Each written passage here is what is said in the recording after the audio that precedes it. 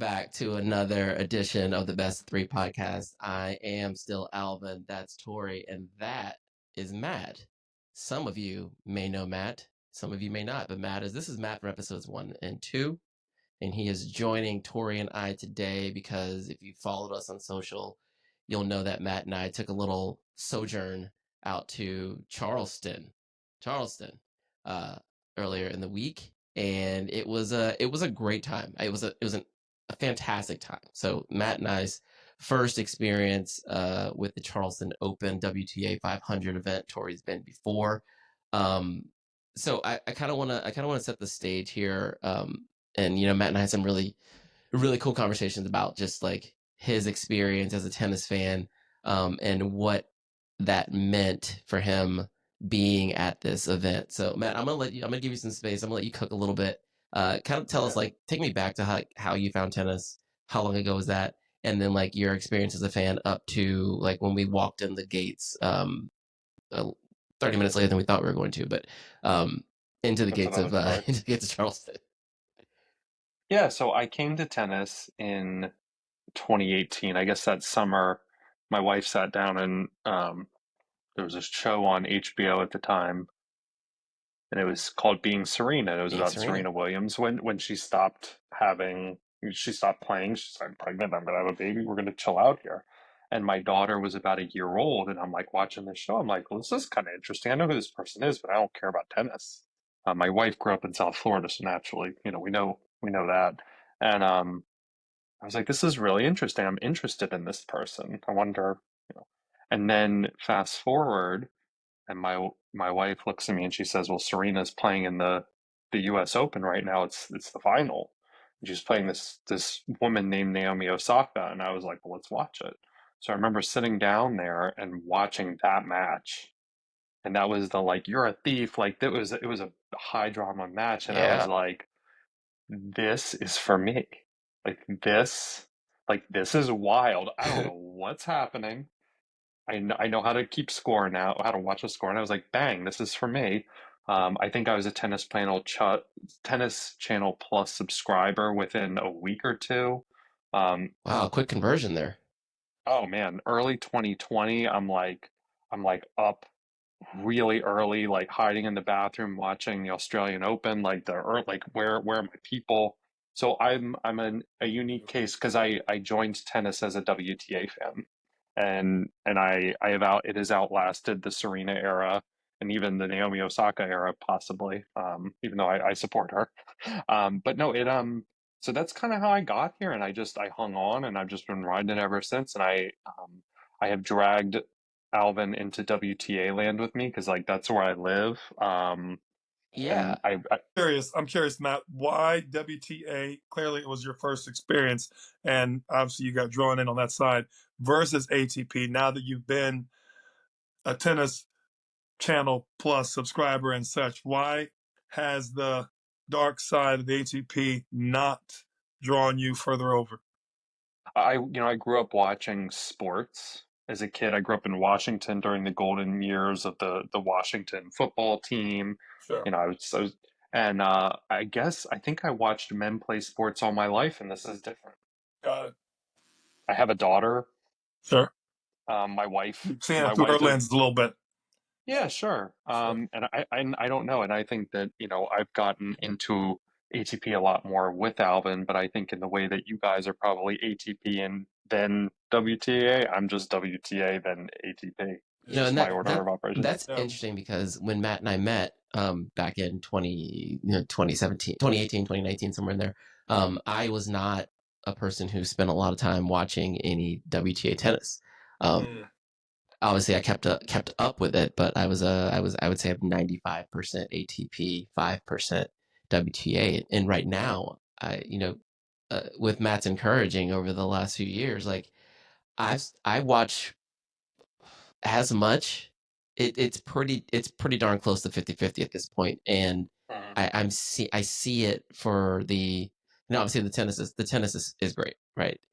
But I feel like Some when it play comes better at times. yeah. Yeah. At least It's more dynamic from a tournament perspective. Just like the number, Alvin and I talk about it. Like the number of female Grand Slam winners running around, there's a In any lot given draw. more variety in any given draw. So it's so that's, long story short, like that's how I came to it, and I've stuck with it, and it's still what's exciting to me, and I think that that is 100% how we got here. Alvin's going all over seeing all the things, and like Yeah. Charleston is a wheels up 38 minutes, and it's WTA Yeah. 500. Like, yeah, But say see you less. there. Yeah. Say less. Yeah. So Matt, I mean, I'll kind of push us forward here. Matt went to the Atlanta Open, saw Venus in the exhibition, the Friday night exhibition before the event, and then That was 2019. 2019, and then you went to the U.S. Open in 2019 as well, and that was your first time on site, and the I U.S. flew Open's a up to see. beast. It's a beast. We flew up to see Serena like one day, and it was magic. Yeah. So fast forward 19 to 3 days ago, right? You had not seen any live tennis. So No, we get to site, Torry. We finally make our way into we get to the gate, right? Straight from the airport. So we both got a backpack, and we're looking for bag check. Like, where does one, there's usually a cart outside something. You go to Atlanta United game or any other sporting event, there's a thing where you can check your bag. You can only bring in something small. Gate guys tell us, like, nah, we don't have one of those. It's kind of a small event. I'm like, hey, small event. This is an international event. These are international participants. there are Grand Slam winners inside. This is not. This is take my bag. Take my bag. Yeah. So that we had to find a workaround for the bags situation. So we got the bag situation handled, thanks to Mark at the Hilton or the Hampton Hilton. Home to suites. The Home to Suites, Mark. Yeah, did us a solid. So we get in, and then the first thing we see is the Tennis Channel desk, and the Tennis Channel desk where Steve Weissman is doing an interview with Maria Sakkari, and that was so. Matt put me there. Like, when you said something very poignant to me. So, like, when we got to that point and we're watching Sakkari do her interview from all of, I don't know, 25 feet away, how were you feeling at that point? I was really excited. I was like, "What do you?" No, I was just no. I was like, "What do you mean that's her?" And I was like, "Okay, I gotta go get close. I gotta go see this, right? Like, I don't. It's like going to Disney World, and like Donald Duck walks by, and you're like, "What do you mean? What do you mean Donald Duck's here?" And it was just so cool. And I walk up, and you see her, and like she's there, and I'm like, well, I guess she won, and now she's here at the desk, and there's the guy, and I was just like, this is magic. What else is happening here? Yeah. And then Alvin is like, he was like, well, everybody's practicing. We should go look. And I was like, what do you mean everybody's practicing? So we're walking around, and I go over there, and Zhang and Bencic are hitting balls together, and I'm like, what do you mean? And just like, and then we found Panko, and it was just cool, man. And shout out to that tournament, because it felt like a music festival. It was just like a flat organization, man. Everybody was just hanging out. And I remember Everybody's Zhang walked. out. Courts are all Yeah. pretty close together. Really close. You know what I mean? You're right. You stand in one spot, you can see everything in that one little, like, in that 180-degree angle, you can see about everything you need to see. You know what I mean? Yeah, it was wild. That's the area. Yeah. It was wild. Like, I mean, it was my first time there during the tournament. I'd been by that facility when I was in Charleston once before, but because it's a public facility, like you can become a member, and you get the ability to reserve courts ahead of time. But like, anyone can reserve a court day of.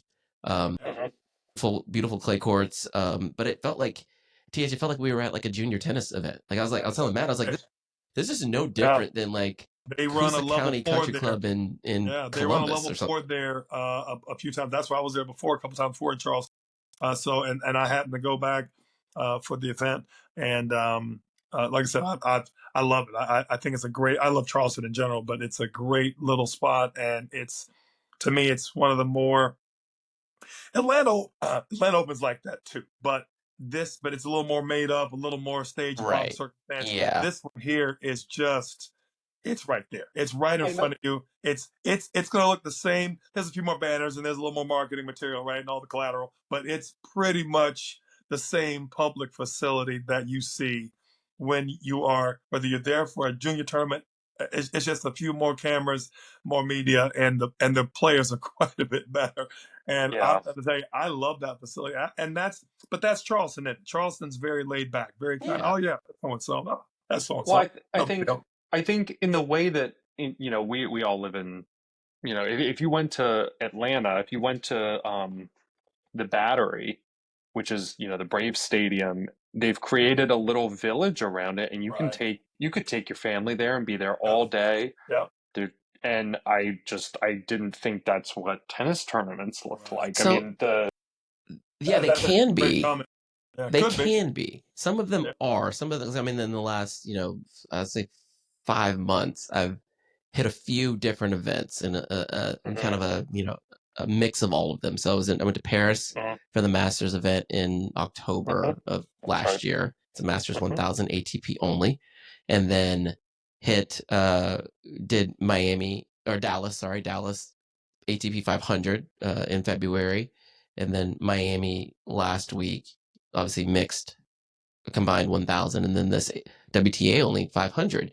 And I'll tell you, like, I guess the most direct comp would be the Dallas 500, but it does not feel the same as much as they try. Like it's in the Cowboys practice facility, and they do the best they can, like with the two courts there inside, and then the practice courts behind them. mhm. So you can see the players, but Charleston is I mean, and have the fan zone's outside, but like Charleston is special in that, like, we within being there for like maybe 20 minutes, we walk over to the practice courts. We're watching, like Matt said, we're watching Penko hit, and Madison Keys is on the court right.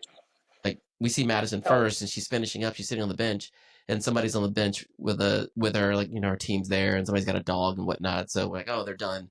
So we walk over to watch Penko right behind her, and we're just like, oh, this is cool. And then the person with the dog comes off the court and walks past us. The person with the dog is Jessica Pagula, There you just go.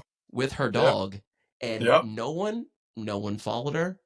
No I think one. only me and Alvin and one other gentleman saw her walk out with her dogs, Just and like, she looked up and she said hey, and she kept going, and like the three of us looked at each other and were like, what?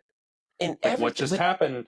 and that happened a lot though. Like when we were Yeah, watching, there's when a lot of respect and yeah, space at the tournament, and I think that is um you can't do that other places. I was telling Alvin, like, you don't go to a Lakers game and get locked in a fenced in area with the Lakers and like Yeah. get to right. wander. Like, it's they don't do the Yankees don't do this. This is Yeah. something really special Like the people you were here that to can happen. see are Oh, like right. I think the tennis festival or the music festival comparison, we call it a tennis festival. And we talked about this with Yeah. Torry when we had Peter Lebedev's on, the tournament Yeah. director from the Dallas Mhm. event. It was like a tennis festival it's a vibe, right? Where uh, you go to watch someone in concert. You pay a ticket to watch them in concert, and that is the thing you are watching. Versus going to a music festival where you pay a ticket to go see to be there, just to be Yeah. there. And there's Right. lots of music More of the going on. experience than even that Yeah, act. and you might Yeah. have your favorite acts that you want to check over the course of the day, but really it's just about the vibe of being there, being on the lawn and having a good time, whether it be Lollapalooza or ACL or something like that. And this felt like that. Like Mhm. Jianchen Win Yeah. walked right past us after she finished hitting with Belinda, and I was like, I don't think anyone knows like which Asian woman that is, but she, in some places in this world, she can't go 10 feet without being mobbed, Right. and she just walked right off the practice court, right through the fan area, Yeah. straight on over. I was like, I Lauren, don't know where you're going, but you seem uninhibited right now.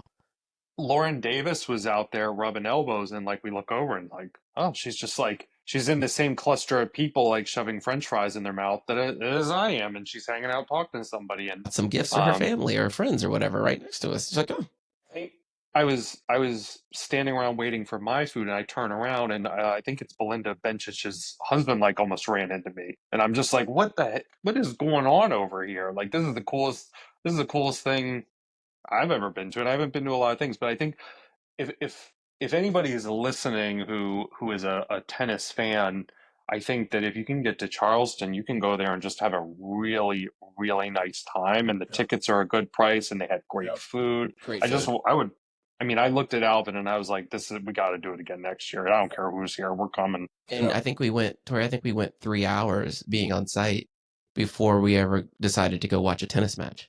It was just like, oh, I Yeah. guess, we've Right. had a really good time so far. I guess we should go inside and actually watch some And tennis. That's when you same, know you're at a good event, is when you Yeah, forget that you were there to watch a match, and to me, I hear great things about Cincinnati with the same because you got guys and the girls there as well. I right. hear great things about the and I lose this one a little bit. Toronto used to be this way way back when it was guys and girls when they went alternating. we talked about it. Wow, Yeah. I hear a Yeah, lot of stuff about that. But I think personally, the players prefer that kind of hair down, a little more chill, a little more right. informal, right Hmm. here, MTV unplugged kind of an atmosphere where Yes. right Yeah. and personally, and I know a few of the players still, they enjoy it where it's a little more fan friendly. It feels like a practice court, feels like their old academy, feels like their old Yeah. college court, where everything's right Hmm. there. They That's are more interesting. comfortable too, right? Let's face it, the bigger venues are there for more seats, right? And obviously to sell a little more and Hmm. the old Quan, but at the end of the day, the players just want to play. I mean, at the end of the day. And I think that if you've been to Wimbledon a time or two, some of the courts in Wimbledon are fairly close together. Yeah, Some of the they're tight. stadiums are pretty, but they're tight, man. I mean, it's Tight. like a huge row of grass with a bunch of fence and small stadiums, but everything's pretty small. You know what I mean? The French is everything's pretty tight as well. You would if you went out of a certain exit, it's kind of one big park. If you went a certain way, you would walk through some trees and a pathway, and you'd forget you were at Roland Garros. You would think you're just at a park in France, and then you'd hear in the background the distant dull roar of somebody cheering over a point. Oh yeah, that's right. I'm in a tournament, but I like that. I like that kind of feel of a tournament that has more you know, more practice court slash my home club environment Yeah. venue, you know what I mean? That's bigger than life, you Yeah. know what I mean? And they So I personally, I think I like that a lot better. And I think the players are a little more themselves, you know what I mean, in that situation. I never thought and this is why we're good. It's good to talk about. I mean, I never considered. I mean, we talk about how long this tour is and how grueling this tour is for everybody. The idea that there's a tournament that you go to that is something you're looking forward to because of the experience as a player Right. also. Right. I think I had such a great time, and if they're having such a great time too, that makes it a special thing.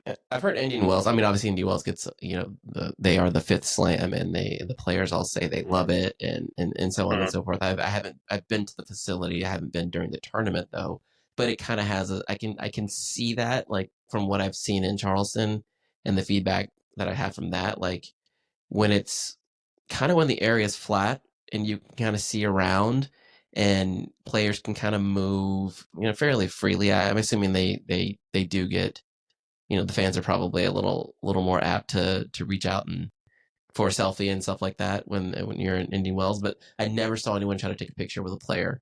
When they were coming off the Tennis Channel desk at that point in So time. that was the only time that I feel like modernity popped the bubble. Like if you're there and you're Madison Keys and you just won, when you're done, everybody's clapping, you come down there and you come and do your things, but like you don't there were cops there, but like she could have just walked away and she would have been left alone. And I think that there's just I think it's really interesting that you in this enclosure, the respect was just there. And that's why I was talking about professional. Like if this was the Lakers, like LeBron can't like walk around and get his acai bowl like other like these players were doing. We saw him, and it's just so kind of saying one more thing about my experience. Like the access at this thing was shocking to me, and it was shocking to me in a good way. Like I didn't take a selfie with anybody. I'm glad to be here while they're doing their thing because that's what I care about. And then um going and watching the matches after, it felt even more interesting because I was just where they were out in the world, right? So it was just really a fabulous tournament. I can't say enough about it. Yeah, I I'm, think it's I'm a happy to hear your perspective, Matt. I'll be honest, and I think that's refreshing to hear. I've been to so many of these events over the years that I forget that part of it. times from so your perspective to me is refreshing. I would say to you also the word authentic comes to my mind because Mm, you really feel what the players are feeling. You're so close, right? You're so close not only to them and they're hitting and they're training. Even the stadium. I mean, it's not like it's some huge, 25,000 monstrosity like at the Open. I like those kind of things better. You feel like you are connected to the match a little more because you're so close, and Yeah. your heart palpitates, and oh, she was right there. Oh, man, that was a close call. I mean, and I think yeah, yeah, when tennis gets that close and you're that up close and personal, I personally think that you can feel the ebbs and flows better. You kind of follow a match. Tennis itself is very captivating if you ever stop enough to watch and kind of see how it goes, especially a good match. And so when you're that close to a good match, man, there might be nothing better in sports. So to my point, I personally, to your earlier comment, I'm 50-50 on ATP and WTA. I love the girls' game. I think the ladies play a phenomenal game of tennis. mhm, I actually feel like sometimes the game on the men's side can be a little boring, especially if they got big serve Yeah. and a Yeah. few aces. I was telling Alvin at Miami, I thought, while Jakob and my main man Taylor had a good match, I felt like I was watching two of the same players in different outfits. I was like, it's not even. It's just a Yeah. matter of who's going to miss the next ball. They both got big serve and big forehand and an occasional backhand. It was like where the different styles, the women have so many different styles, you know what I mean, of what they're yeah, doing. You kind of like the variety a little bit. And to my point, the rallies are almost always a bit longer. The returns are a little more aggressive. The grunts are a little more, emphatic. And I Yeah. just feel like Tori, that kind of draws you in a little bit. And there's no shame on either one. I But want to, I want to, I like Grand Slams for that reason because I got both. You know what I mean? I don't, if I had to go to an event with only one, well, and I love the Atlanta Open when we had it, but I'd prefer to go to a WTA event if I only had one to go to, where my preference would be both. But if I had to pick only one, I'd probably pick a WTA event just because of the length of rally and the quality of the tennis. yeah, I want to go So, back a second. I want to go back to the point you made. You mentioned that it feels like their old academy.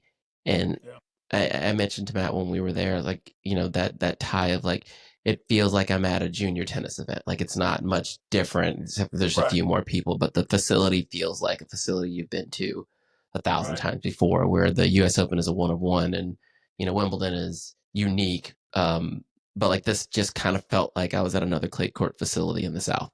And from the player standpoint, it's like, yeah, they spend a lot of time. They're on tour, but they're fairly isolated within their own bubbles, their own teams.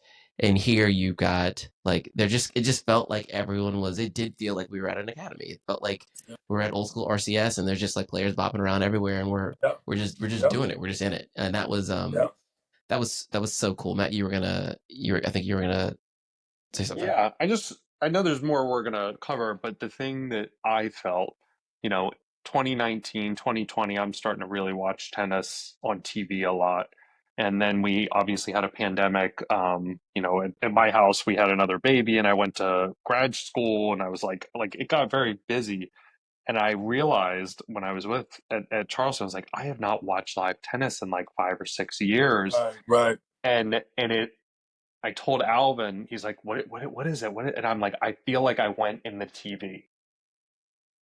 I feel like I went in and I was sitting there watching Anna Samova and Kudermetova, and I was like sitting there and I was like, this is so different. Like I would watch this at home. I care. I've followed both of them, but Yeah, I actually started to like see what they were doing with their game, the adjustments they were making, the reason like the ball depth was killing Kudermetova, and like I wouldn't have known that necessarily like yeah. watching it at home while I'm doing the dishes. Do you know what I mean? Sure, It's just sure. so it was the most important thing is yes, I love Charleston, but I also think as a fan at home with the TV, seeing it live is so important, and I just it if you want to stay awake on it, I don't play necessarily at all, but I think seeing it live is going to be really important. That's an important lesson moving forward. I would say seeing it live and seeing it close to as ground level as possible, because Oh yeah. I think that's what you're getting at. One of the issues I have with the Open and a lot of the bigger venues is just due to cameras, what they are. You don't appreciate the ball flight. You don't appreciate how much the ball is moving. You don't appreciate the speed of the ball.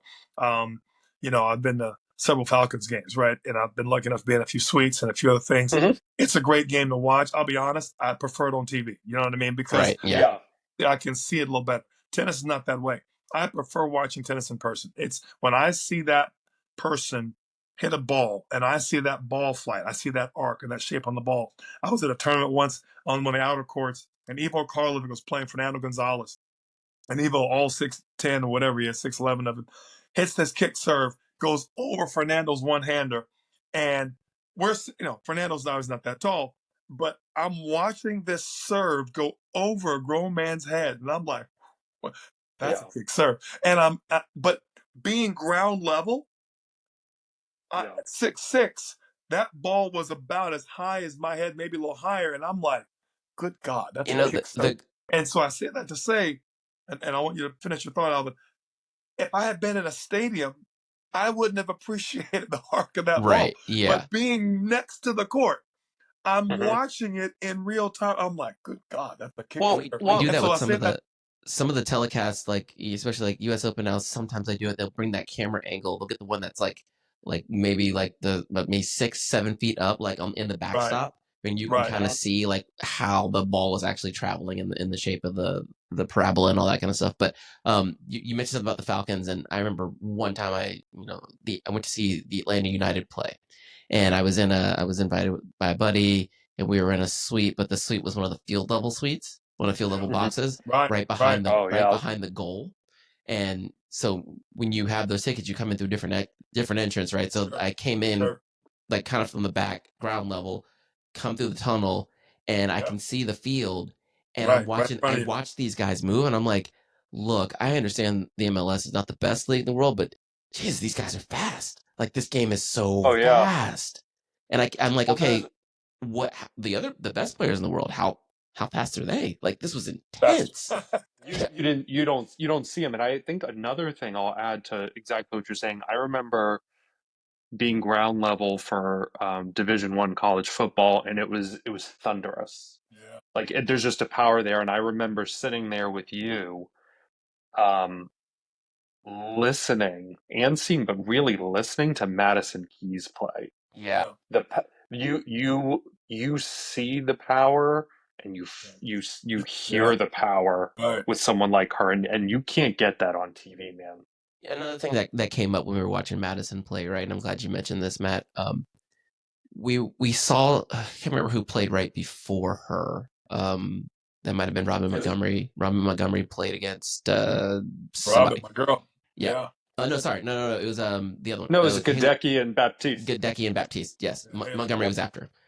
So we were watching, and I was commenting to Matt about we were talking about sliding on clay, and I was just kind of pointing out, like, yeah, you can tell that Haley's not that, cause she seems to be not that comfortable on the clay because she's hitting and then sliding, and what you Yeah. want to do is you want to slide And to then hit stop, recover, and then when Madison came on, you saw like Madison sliding into shots, hitting and recovering. And for someone as tall as she is and hits the ball as big as she does, you wouldn't think that she's a clay court player, but she moves pretty well on it. And I guess that's a function of like she grew up she was Florida girl. She grew up in Florida. Or, I think so. I mean, she's been on tour long enough to have Yeah. had experience with this, but kind of want to talk a little bit about the transition period, right? So we are officially into the clay court season now.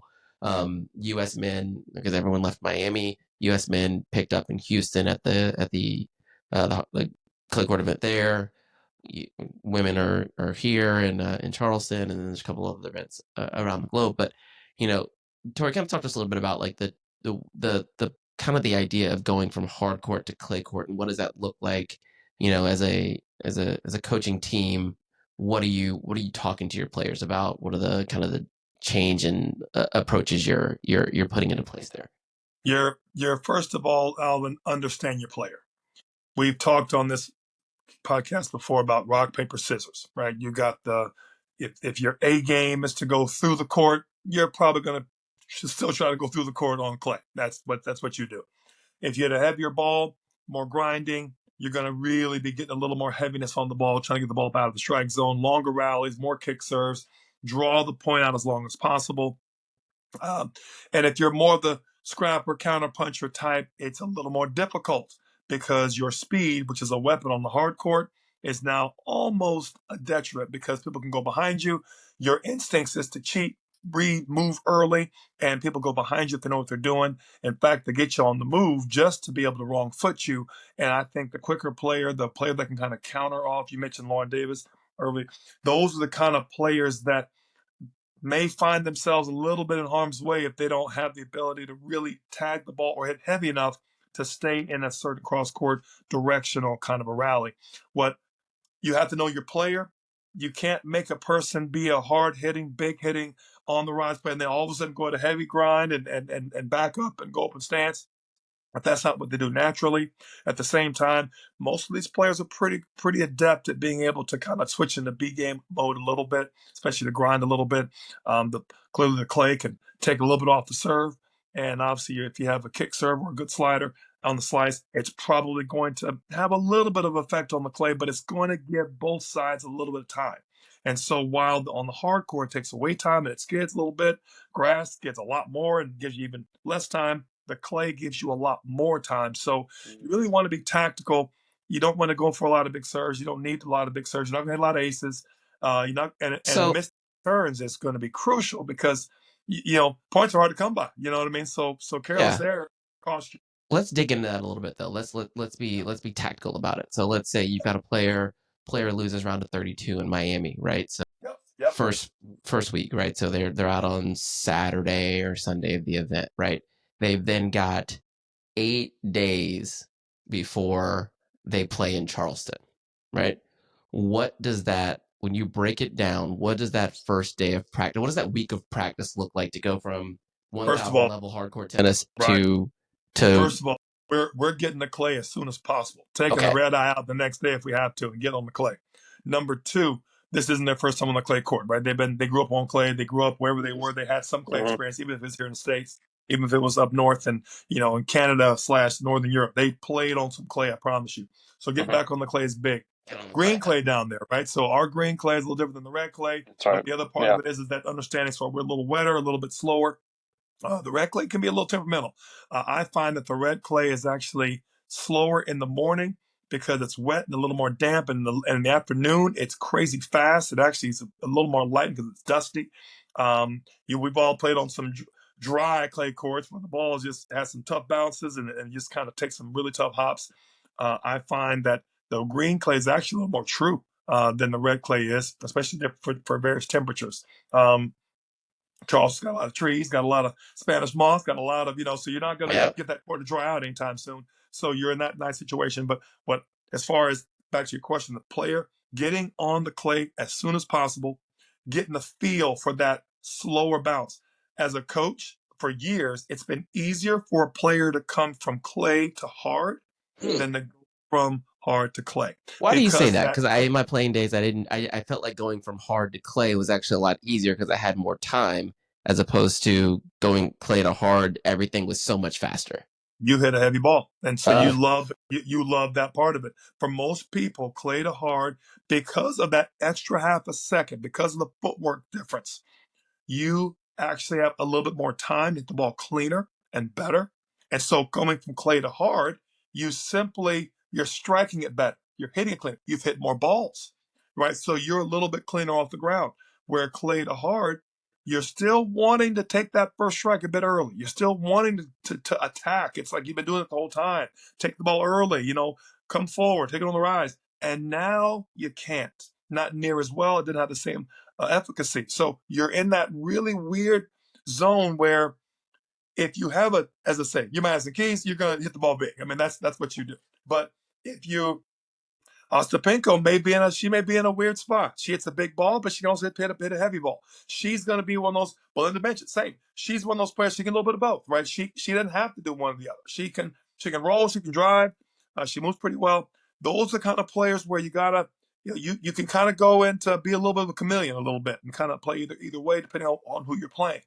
I find that hard to clay is a mental difference. You have to make yourself be more patient. You have to make yourself move more. You have to make yourself get away from missing those first serves. You have to make yourself set the point up better, hit more shots. And for a player that's being more aggressive coming forward, that's kind of ingrained in you. And so you're in this really weird mode where a long rally may not be in your brain the right way for you to play, but Right. it needs to be if you're wanting to be successful, especially if you don't have a big enough gun or weapon to really affect a person and get some freebies or some shorter points naturally. Yeah, and to break it down for for someone who hasn't played on clay before, or as a fan watching it on TV, like I watched the Miami Open, and now I'm watching Charleston, or I'm watching Houston. It's like the actual difference between hard and clay court is because of the surface, a ball hits the ground on the hard court and almost skids and continues through its from bounce up and out at the kind of the same pace, right? It's a pretty consistent pace.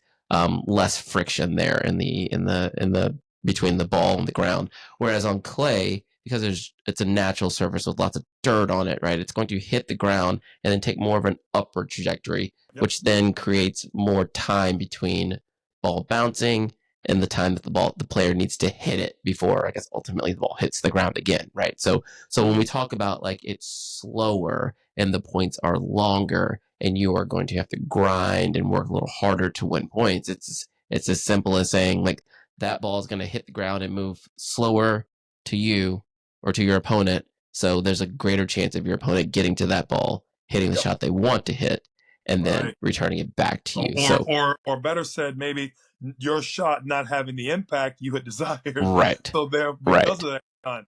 I heard this stat before. I'm not sure how scientific it is, but it always made sense to me.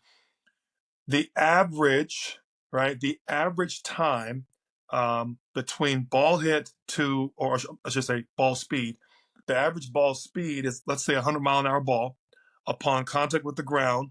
By the time it reaches the opponent, is 60% of what the original ball speed was. So simple math: 100-mile-an-hour ball hits the ground, it's 60 miles an hour when it comes to the opponent on the other side of the court. On hard court, that's closer to 70. On clay, it's closer to 50. And on grass, it can be anywhere between 75, almost 80, depending on the slickness, the dew, the wetness, and whatever the grass. The average, they say, is 60, but that average is brought down by the clay. So you can appreciate your 100-mile-an-hour ball, as big as you hit it, it might be 55, 56% of that speed by the time it got the opponent. So there's your time right there, Alvin. That speed of ball is much slower, and it sits up in most cases. So if you had a topspin ball, so now that ball's not only giving you more time, it has air under it. And provided that ball didn't bounce up over your and out of your strike zone, that ball gave you literally one Mississippi extra to get there, to set, to counter, because you saw the whole thing in real time. And your court distance is further back. You got more time to see it, got more time to defend it, to counter it. So it really is a longer tug of war, so to speak, in each point on a physical standpoint, on actual time, let alone ball height, let alone, obviously, the ability to read and react a little bit differently. It's a different workout. So I'm a non-player. I did about 6 months of lessons during COVID, and then I was told I'm not very coordinated. It's fine. Terrible coach. No, I know. I can't believe you. At least you're not playing pickleball. At least they didn't chase you away to the darker side. That's not going to happen. That's another episode. But it sounds like, as a non-player but a passionate fan, like the idea of having more time.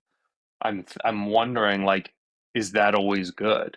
Because if you get comfortable with a hardcore game and then it's like I have to slow down, like it's like your reactions have to be different. You have to program the machine different. That's right. And that's can you do that? How well can anybody do that in a week? I think it probably depends on the athlete, of course, but it's an interesting thing to think about. And then we have to look at they say it's better for obviously the clay court that grew up on clay, it's like riding a bike. But the players that are hard quarters, it's a little more difficult to go to clay, and going from clay to hard, they say, is a bit easier. simply because of that fact that they just have. It's easier to go from normal to faster than from what would be faster to slower for the exact reason you mentioned, Matt. So again, and every play is a little different. Hmm. Again, to Alvin's point, if Alvin likes to have your ball, likes a little more time to set up, he prefers the clay court season, right? And there Hmm. are many of us south of our location that grew up playing on the, that grew up playing on the clay. They're like, okay, this is real tennis season now. We're playing on the clay, and Hmm. all your South Americans, all your South Europeans, they are all like, hey, okay, And so here we, to put it and that's to what you're looking for. to put that part into context, right? So we're transitioning. We have transitioned from hard court within the pro circuit from hard court to clay court, right? So this is the very beginning of the clay court season, which let's call it April 1st, and then we'll culminate the kind of mid-June at the end of the French Open, right? So the players are at the very beginning of this journey, and then red clay is different than green U.S. clay, right? And then even within the red clays, when we start going over to Europe, the women go to Stuttgart. Stuttgart's an indoor clay court event, so those are also very different conditions. And then the men are in Monte Carlo, and then everyone goes to Madrid, which is it's at altitude, so that's also very different conditions. Drier, a little more, a little hotter. You know A what little I mean? faster, all that stuff. Yeah. So I think it's something to pay attention to as we start to follow the tour of the rest of the spring, the tours of the rest of the spring. What's that, So Matt? something. No, I was gonna say like Charleston seems like a real slick, nice, easy way to get yourself warmed up on clay for Yeah, the I mean, you're season. here. If you're in the States, like you occasionally see players like it's. I mean, it's a very American heavy field, obviously, and it's great that we have three American women in the top 10 right now. So it makes it a very strong field as well. But previously, you've seen Sabalenka play that event. I think Iga might have played it like Yeah, yeah, maybe she 4 years did. ago. Like She did. so, Yeah. it's if you're in Miami and maybe if you lose a little earlier, and if you want to just like you mentioned, get on the clay as soon as possible. It's like. I mean, but Jessica used to make that drive from Miami to Charleston. It's like, hey, Hmm. man, let's make a trip out of it and get on up there. But as opposed to hanging out at down at Everett or something like that, Chris Everett's Academy, which is pretty close to where the Miami is held. Like, just go ahead and go north, get on the clay ASAP, and start that process of acclimating to different movement patterns. Not being able to stop the way you want to stop, not being able to keep your hips over your center of gravity the way that you normally do. But before we kind of transition away from that, I want to go back to there's a thing that happens that is happening at the Charleston Open that we didn't really talk about, Matt. We talked about it a little bit, but not really dig into it. So I think we should dig into it now. We often referred to when we were talking about Emma Navarro, we would talk about this being Dad's tournament, right? And it was just in jest, right? It's like, oh yeah, it's Dad's tournament. But I started thinking about it, like that could be troublesome, right? I'm thinking, let's see, okay,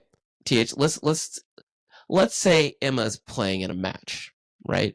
And her father, for those who don't know, her father is Ben Navarro. He is the owner of Credit One Bank, which is the sponsor of this tournament, and they own the tournament, right? So what happens if there's a questionable call at a really pivotal point in a match, something like a double bounce, right? We laugh, like, obviously it's there's integrity in the sport It could get usually, weird. but like, does an umpire have any second thought about making a call that's not necessarily not the right call, but like, is there any second guess? And I feel like the answer is probably no, but it's But got there's, to be I a little think, higher than anywhere else. I think what you're describing, I don't know if it's a conflict of interest necessarily, but I think there's potential for a PR fallout possibly if things get weird. Yeah, what if Emma's getting the preferred court times, match times all the time, right? Well, yeah, it's it's the little stuff. It's the little She's stuff top 10 in the world. I get your point. that helps. That does Were a help. wild card, if she were a wild card, I get what you're saying, and I think it's a great. I like a good conspiracy theory about it as good as anybody. I I will say this. I will say this. If she were a wild card, getting in, getting primo situations, and getting absolutely baked draw, I would be like, Alvin, you got a point, man. That Ben is doing some shady underhand dealings. The girl is top She's 10 in doing the it. world. She's doing her thing. And hats off to Dad having the vision of not only moving and buying up a club there.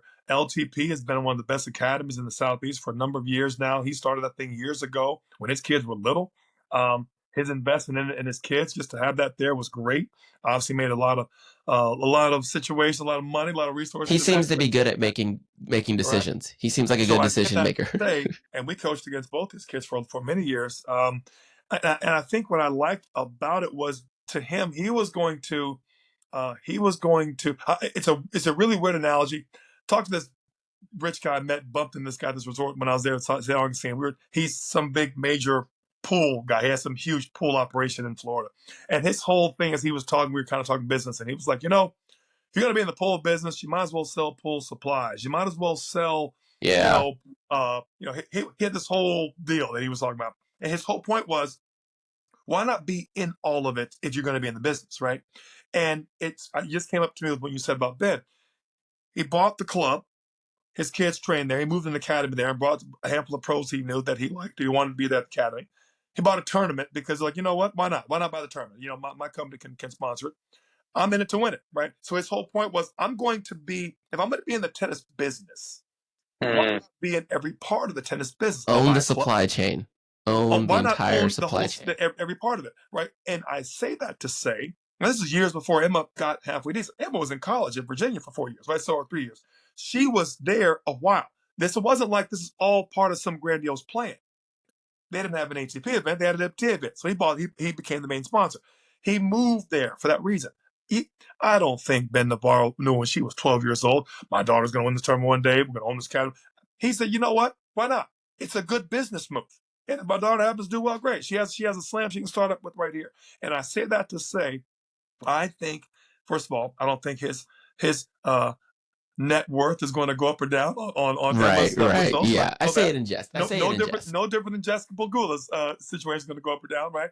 But I also say it to say, I think to me, it's just a great win-win, and it's a great Overton window of her success in this. And who knows? Me knowing a guy like Ben Navarro, that will be Emma's tournament down the road. That'll be her thing in 5 to 10 years down the road when she wants to become that she'll be that tournament director. When I could see that being, in a way, what he may have seen for her sunset year. So me personally, I know how these guys think. They're trying to set up legacy plays. I don't know that Emma's jewelry brand was moving some product in the fan area. I don't know if tournament directors in her future. That seems like those are long days, my man. Long days. No doubt. But when and I know the honorary sports personality turn director is making a guest appearance. They're not doing the draws. So that I promise you. They're hobnobbing and having drinks and going to the draw party, not doing anything else.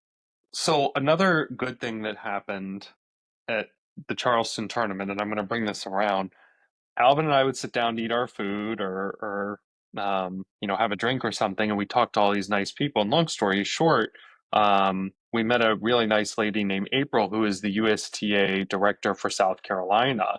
And she was talking about, we had lunch with her, and we were just like, she was talking about how it has been slowly building Charleston. It was good. And Navarro and his people have just made a little better. And like, I was there for the first time, and it was just a well-oiled machine. It was comfortable. So like, I think going back to Alvin's conspiracy theory, don't put that juju on me. That's not what I'm saying.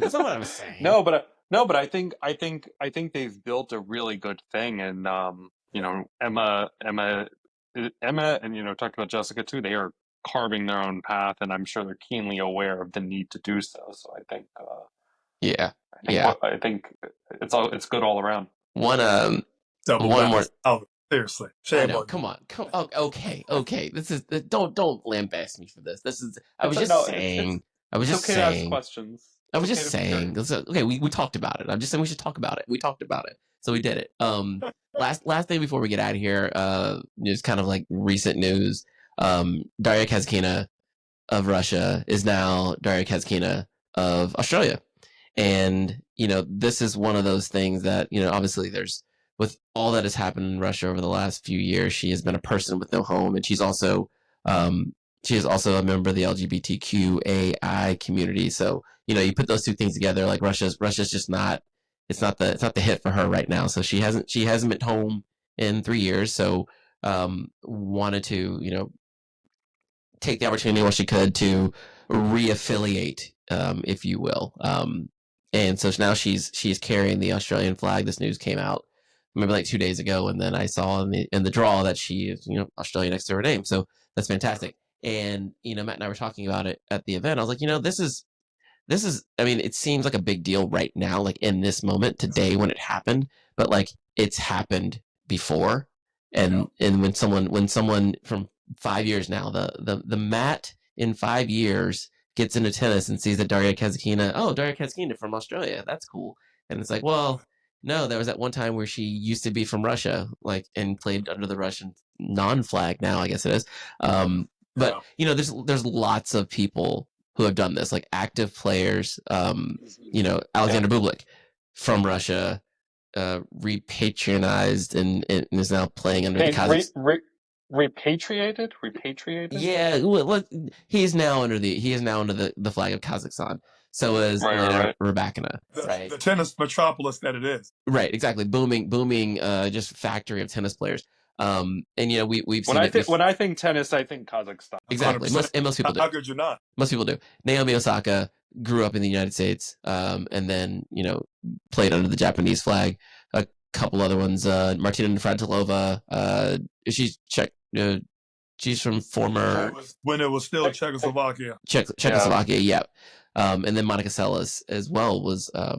She's from former what would have been Croatia. So played under the U.S. flag. So I say that to say, like, there's a long lineage of there. It's not infrequent for this to happen.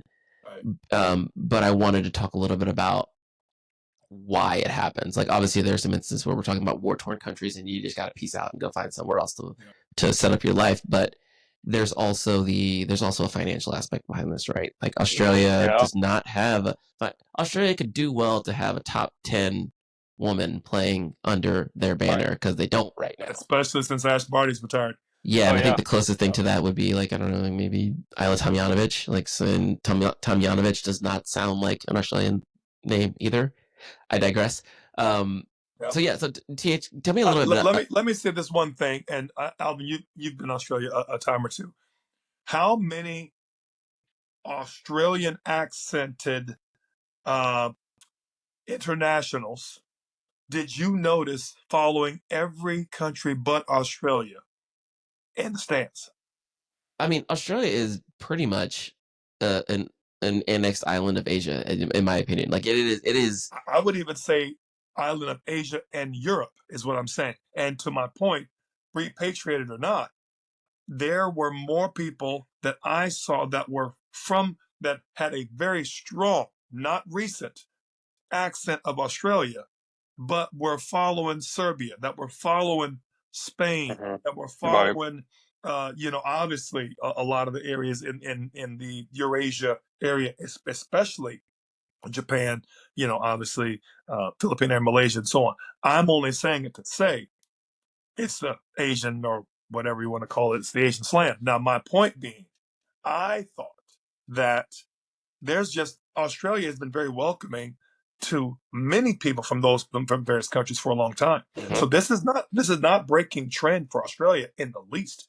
This is more of a money move. This is more of a trading ground and a federation move of ingratiating those players to come over there. Yeah, in my opinion, than it is else. But with that said, this is also not new for them as a country, is I guess the point I'm getting at. They've had open borders. They've gone from, red and stepchild and send our prisoners over there, to figure it out, to their own kind of a, hey, we're a bit of outcasts. If you're kind of an outcast, hey, we love you. Right, you're our kind of player. You know what I mean? And I like that about Australia for a lot of reasons. And I say that to say, I personally think good for Darya. That's a great move for her. Why not?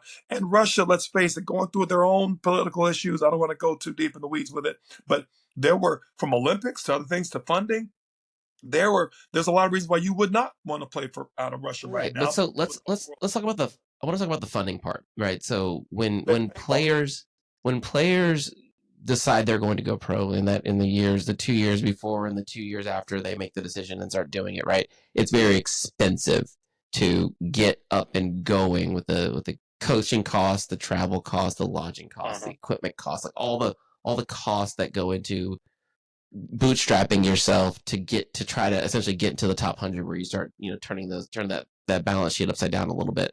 But every year a country is going to produce a couple of kids who are going to try to make it, right? And they only, it could be, some countries it's a lot more, some countries it's a lot less, right? But maybe we can go into a little bit about like how federation funding, in general works, because I think that's the piece that's missing, like specifically for like Bublik and Rybakina going from Russia to Kazakhstan, specifically because it's like Russia's got a lot of players right now that are being funded. There's not enough money for everyone. But Kazakhstan's got an open purse and they got nobody coming out. So, yep, I'll do it. I will carry that flag for you, and I'll take the money too. I can't speak to Kazakhstan's very, very deep pockets, because I can't think they have too deep of pockets. But I would Two speak pockets, to one for Alex and one right, for right. one They for probably got a third pocket left. That's about it. But and the poor citizens, you know what I mean? I'm not sure they might be getting the other the not the lion's share of the other pocket. You know what I mean? Here's my problem, Alvin, and I think you're saying it best. Naomi Osaka, as you mentioned, has done this before. I think the dad's Jamaican. I think mom's from Japan. Right. Yep.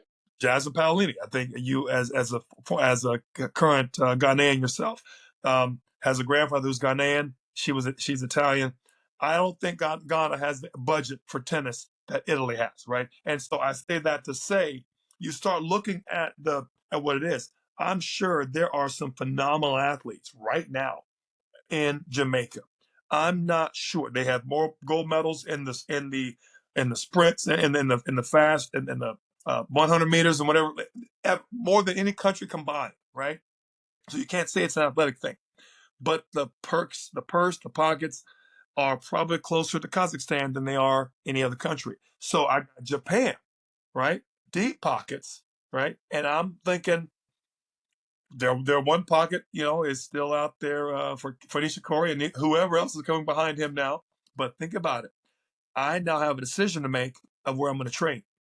You look at a coach, full-time coach is going to cost you anywhere between 60 on the cheap end to $250,000 for a full-time coach all year round, 40 plus weeks a year. Strength coach, whatever you want to call it, everything they are, fitness coach, physio, maybe they wear a little bit of both hats. Same thing, between 100 to 200 grand per year. You haven't even gotten a mental coach and a hitting partner, and you're yet, and you already on the cheap side, you're already at 250 just off the top of the payroll on the P&L. So I say that to say, now you're looking for a place to play out of, right? If you're a college player in the States, you can always lean on your old college that has indoor, that has a coach, that has strength conditioning, that has mental, that has, you name it, has all right there for you. And you're still ingratiated because you're former alum and blah, blah, blah, blah, blah. For many of these European players, they don't have that situation, especially the women that don't necessarily come over to play college tennis. A lot of the men have. So now where do I play out of that I can get courts I can live next to? Where is my club that I have? And to me, that's where the federation kicks in. Now the federation is gonna want you to do them a solid, hit with their up and coming juniors, play out of their banner. They're gonna want to be able to market and whatnot, like anybody else would. And I think that's what Kazakina was looking for. Where do I train at tennis? Australia's doing some great things with tennis, with training, with studies, with physios. They're in it. They're in it 100%. And let's be honest. Besides having a massive country and tons of talent, Russia has not been pushing the envelope since the 70s and 80s. They've been they just haven't. Right. So here I'm looking at, forget the bulk of people, just on a sheer volume of scale, right? The United States is very similar, but we're what, a fourth, maybe the size of USSR / Russia. I mean, we're tiny. I heard one stat that Russia or maybe USSR had 12 time zones. We have 3. Yep, 3.5, give or take. 4 times, 12 times those. That's a massive Right. amount. You know, 12 times those. So I'm just saying, you could not have that much. Australia is going to be dialed into the few things they do well, and tennis is one of them. And they I got a think Grand Slam. I'm gonna push back on just a little bit of the location part of it, because I've heard lots of Australian players talk about one of the tough parts about being a player from Australia is that you are not there. You're not home much. Like Well, that's you're just the tennis player life. Like you're not. well, but you don't have the opportunity to come home, right? So they're in Australia. Like, just think geographically, where are tournaments located, and then where is Australia, right? They're home in Australia from like November to February, and they don't come back. Like, they just don't come back because there's no good time to come back without going like around your elbow.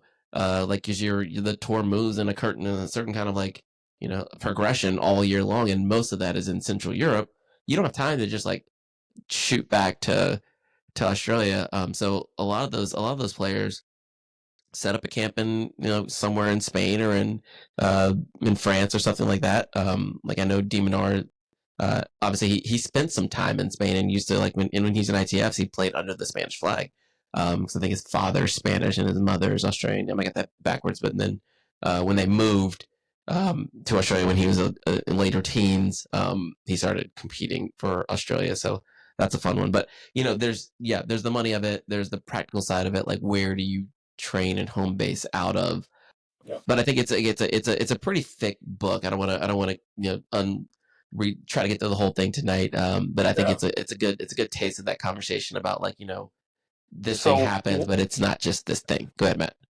Just going back to I think we're covering a good thing, but the thing about Kazakina also, I think, if we're talking about her specifically, because I don't know how old she is. Is she mid-20s? Yeah, probably 26, 27. I mean, if she's 26 and the current political climate from the country she hails from, I mean, how many years does she have left? I think her making a move. I mean, what has she got? 5 years, 6 years, 7 years? Like, she had to do something. She might not have the funding or the wherewithal to go home or do any of that. Talking about the funding and the amount of money that we're talking about here. So it's just a longevity move or wrapping up the career. And the taxes that Russia would likely expect back from her earnings, which I know has always been a burr in the saddle for a lot of the Russian players. That goes back as far as Kafelnikov, so you can't forget that. Okay. They are very aware of their pro players, checks. You know what I mean? And so they're going to expect that income tax to come through good old Mother Russia. And so that's been a story as old as time. As I said, Kafelnikov was, shoot, man, early 90s. You know what I mean? So that hasn't changed. If anything, with our current climate, it's gotten worse, right? With various what have you. So I think it's a great point you mentioned, Matt. I think her wherewithal politically, socially, financially, she's got a lot of things to think about. I'm sure the sun, the moon, all aligned for her, for Australia, for some various things, and she probably got a few nice perks and a few little things going on. And hey, Australia got a nice, what was Kazakina, top 20? What is she right now, Alvin? She's 8. She's doing top great. 10. Doing great I this don't know year, what yeah. her current ranking was, with She's doing great. but my point is so that's a great win-win for Australia as well as for her. And as I say, it's even players like Sabalenka and others have been flying under kind of a neutral flag because of some countries that are very sympathetic to Russia. So the whole thing's a little weird right now with the world scene and that whole Russia-Ukraine situation. So I personally, it's that's a weird one where you start where the actual world is coming to impact our, tennis world with a lot of things. But I think it comes down to comfortability, money, place to train out of, what's going to be, to your point, Matt, 5 years from now, where would I like to settle down afterwards, where it's going to be very convenient and conducive for me and my family. But like you said, Alvin, it's a lot more to unpack. I don't think we in the States pay as much attention to that as I think we've been very inoculated from a lot of that for a lot of reasons. But I think in Europe, it's just nothing we have to we don't really have anything to compare it to. We never deal with it. as a well as a sports Well, fan in though, like America, everybody lives in Florida or California, right? Like right. Well, you then move to also South like Florida. from a fan standpoint though, the way that we watch Oh, yeah, sports, right? yeah, Like sports are we watch American sports, domestic, yeah, which is through domestic an stuff. American context, right? Like Right. with American Certainly to players America. living in Sure. America. Like Right. it's all very American. But now we're as American sports fans watching tennis. It could Hmm. be played in America, like in Charleston, or it could be played in Kazakhstan, right? It's But an international the sport, yeah, players are from all everywhere, year. and they all arrive on site with a whole different perspective on life. Like, and they're all coming from different places, and you're hearing different languages on site. It is a melting pot like none other. So I think my main And it's a takeaway is strength. It's a strength. it's the best thing about it. So my main takeaway is like go support live tennis. Go get off the couch after the U.S. Open and go see some tennis. Like, Yeah. do it, do it. This was an unscheduled podcast, so I appreciate you guys Absolutely. agreeing to Good jump stuff. on. We usually do these things at different times, but this felt like it needed to be said. Matt went through the TV, and I think it's good to have a I will different. never look at my TV the same, man. I'll see you coming through. we were talking to Matt Manassi. I ran into him at one of the matches, Yeah.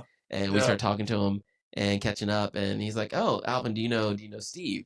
And it's Steve Weissman in his purple suit from Tennis Channel. I'm like, I just started chuckling. I was like, Matt, the TV's coming back through now. Now the TV's coming at you, and it's like, no, Matt, this is Steve. Steve, this is Matt. And yeah, because that's how things are at tennis tournaments. We're all tennis players, tennis fans. That's great. Tennis practitioners all in one place. So very small world, the tennis world. Very small world. So we'll put a pin in it there. Torry, thank you. Matt, thank you. We will we'll keep traveling to tournaments. We'll keep doing things like this. These are fun. But I will say I'm supposed to say that people should like and subscribe and follow and all that stuff. And if you're on YouTube, maybe a thing will shoot across the screen that tells you to do that. But yeah, I appreciate all the support so far. But yeah, that's another episode of Best of Three. Peace.